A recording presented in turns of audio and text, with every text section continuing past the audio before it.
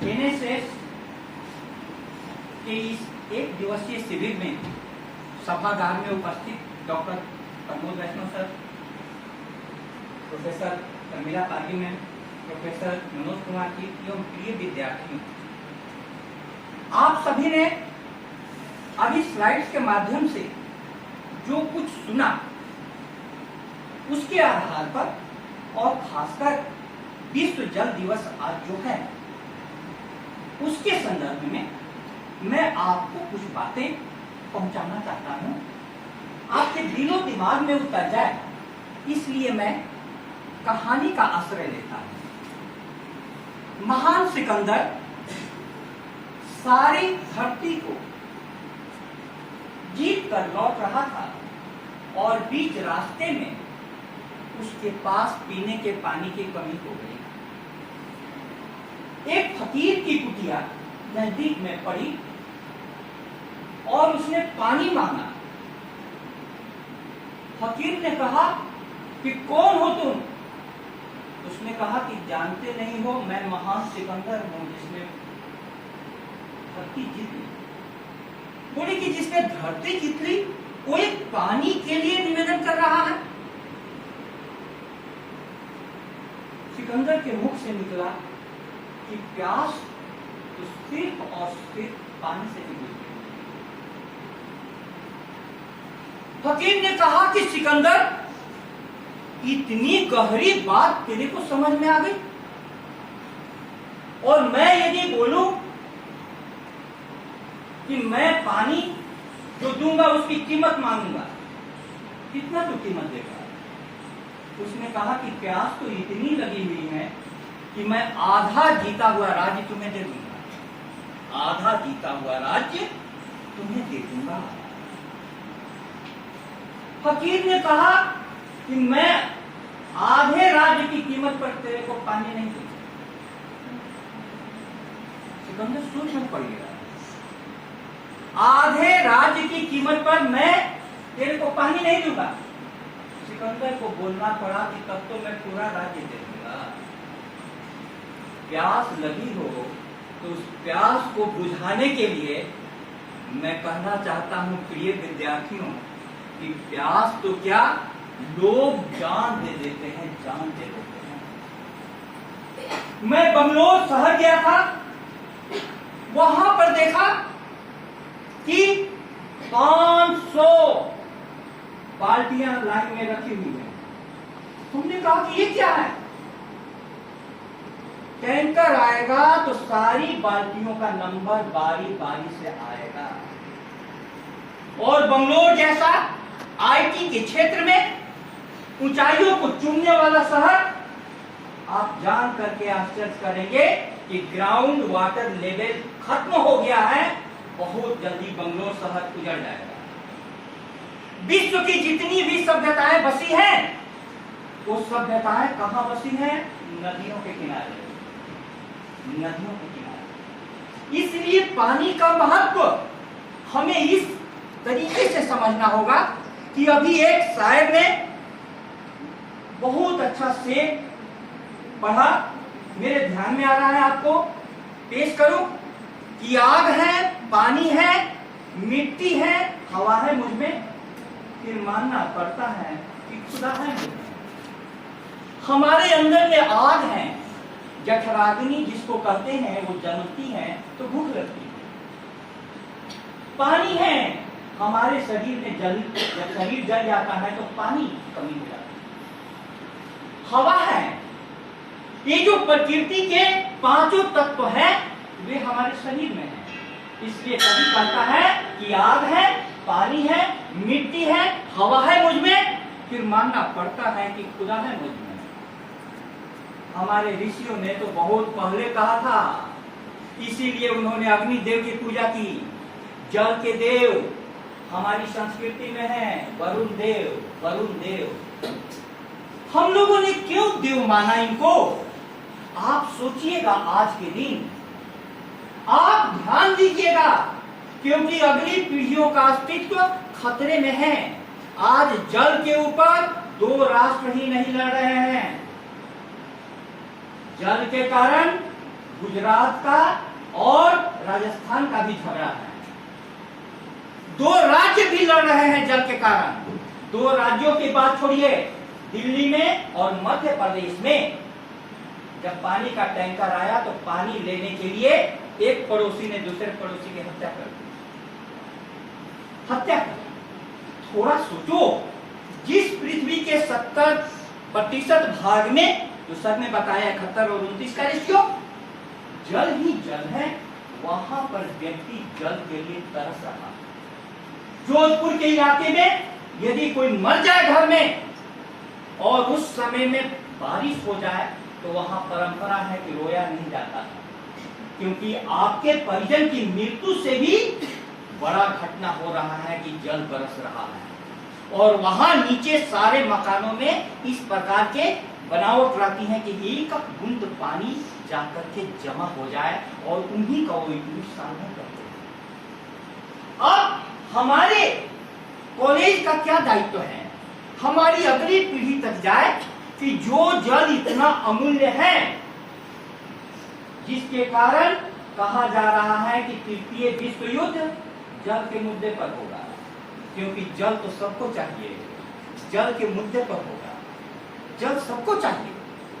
अब इस जल के बिना हम जब नहीं रह सकते तो संसाधनों का उपयोग किस प्रकार से हम करें, संसाधनों का उपयोग किस प्रकार से, यह सवाल। और इस सवाल में मैं एक शिक्षक के रूप में आपको क्या दे सकता हूं। एनएसएस का ध्येय वाक्य क्या है? नॉट मी बट यू,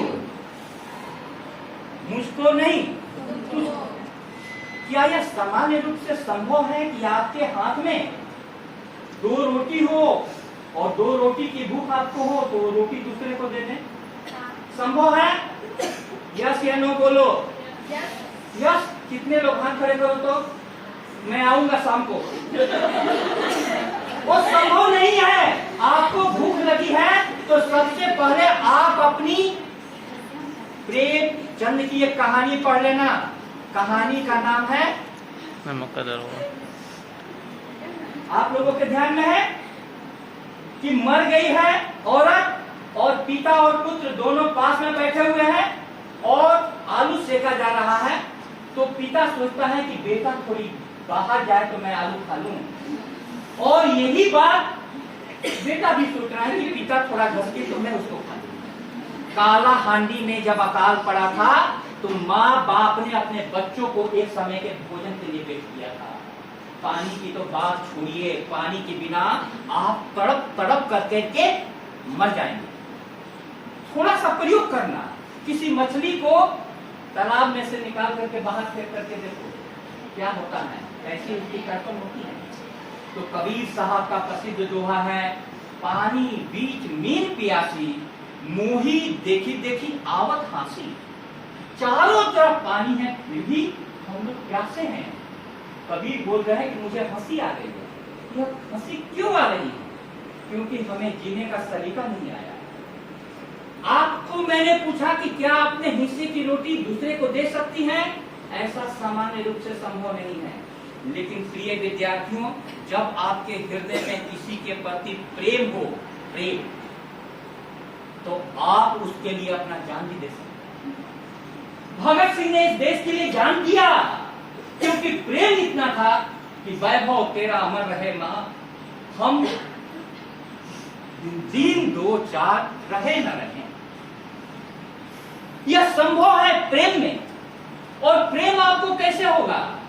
जब आप इस अनुभूति को गहरा करेंगे कि हम इस धरती पर आते हैं तो कुछ लेकर के नहीं आते हैं। कोई भी लेकर के आया है? कुछ भी लेकर के खाली हाथ आए हैं और खाली हाथ जाएंगे। अब बीच में जो कुछ मिल रहा है वो परमात्मा का उपहार है, परमात्मा का वरदान है। हम लोगों ने जल नहीं बनाया है, हम लोगों ने हवा नहीं बनाया है। उन सारी चीजों का उपभोग हम कर रहे हैं। तो आज के संदर्भ में हमें यह सोचना है कि जिन चीजों को हमने बनाया ही नहीं, उन चीजों को लेते समय हमें कितना कृतज्ञता के भाव के साथ, कितना उपकार के भाव के साथ, कितने ग्रेटिट्यूड के साथ ग्रहण करना चाहिए। जब आप स्नान करने जाएं तो जल देवता को नमस्कार करें कि हे देव, मैं आपका उतना ही उपयोग करूंगा जिससे मेरे शरीर की शुद्धि हो सके। जब कपड़े धोए तो यह भाव करें कि मैं आपको उतना ही यूज करूंगा जिससे हमारे कपड़े बस साफ हो जाए। मैं गया हुआ था रिफ्रेशर कोर्स के लिए लाडनू में, तो वहां एक बाल्टी पानी से पूरे दिन भर की क्रियाएं वहां के जैन साधक साधवियां कर लेते। एक बाल्टी पानी से स्नान करना है तो रुमाल भिगो करके पूरा शरीर पोंछो। आखिर ऐसी जीवन शैली क्यों? आखिर ऐसी जीवन शैली क्यों? हम लोग उसको नहीं समझ पाएंगे क्योंकि यहाँ माही बह रही है। यहाँ कई प्रकार के तालाब है, बाई तालाब, कौन कौन से तालाब। हम लोग इतने पानी से भरे हुए हैं कि पानी गिरता भी हो, नल खुला रहता है कॉलेज का और याद दिलाना पड़ता है। तो बोला कि अच्छे सर कितने देर से खुला है? हम बोले कि ये तो शुरू करने वाले को मालूम रहना चाहिए। टंकी से एक बूंद पानी गिरने के पहले उसको ध्यान कर लो। ऐसी क्यों याद करनी पड़ती है? अब आप लोग इस बात का ध्यान रखेंगे कि परिसर में जल कहाँ कहाँ बर्बाद हो रहा है। और यदि आपको प्रेम होगा, मैं फिर से बोलूं कि प्रेम एक ऐसा तत्व है कि माँ के पास एक रोटी हो। कहानी कहती है कि विवेकानंद के घर में एक दिन ऐसा आया जब घर में खाने को अनाज की कमी हो गई, तो माँ अपने हिस्से का खाना बेटे को खिलाने के लिए रख देती थी। और विवेकानंद क्या करते थे? बाहर निकल जाते थे और आते थे पेट सहलाते हुए कि मेरे दोस्त ने मेरे को खिला दिया। ऐसा प्रेम हो तो अपने हिस्से का खाना दूसरे को व्यक्ति दे सकता है, अपने हिस्से का खाना। तो ये प्रेम हम पूरे प्रकृति के प्रति भाव जागृत करने के लिए ही एनएसएस का सारा प्रयास है। आप एक बात जानिए, शिक्षा का मूल उद्देश्य यही है कि हम यहाँ से जो कुछ लें। क्या करता है बादल? सूरज की किरणें समुद्र पर पड़ती हैं और उठ कर करके वे पानी की बूंदें आकाश में बादल के रूप में उमड़ घुमड़ जाती हैं। और वही बादल फिर जब धरती तप जाएगी और गर्मी के मारे धरती फटने लगती है, तो फट कर करके धरती क्या कहती है? अरे मुझको पानी दो, मुझको पानी दो, मुझको पानी। तब वो बादल बरस पड़ता है। तब वो बादल, वो कोई कृपा नहीं कर रहा है। बादल इतना भरा हुआ है कि बरसने को उतावला है। इसलिए मैं अपनी वाणी को विराम दूं, किस पर करते कृपा वृक्ष यदि अपना फल देते हैं, गिरने से पहले उसको वे क्यों रोक नहीं लेते? सरिता देती वारी की पाकर उसे सुपूरित घन हो, बरसे मेघ भरे फिर सरिता उदित नया जीवन हो। जो पानी यहाँ से ऊपर उठ करके आकाश में बादल बनता है, वही बादल बरस कर करके धरती की प्यास बुझाता है।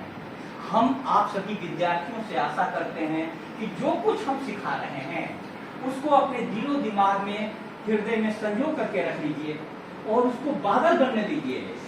उन बादलों के कारण आप आकाश में उड़ेंगे और वहां पर पूरा भर जाएंगे। तो जब समाज की जरूरत होगी आप वर्षा दीजिए। लेकिन इसके लिए वही प्रेम की प्रक्रिया आप में जन्म ले, ऐसी परमात्मा से मैं प्रार्थना करता हूँ। बहुत बहुत शुभकामना। धन्यवाद।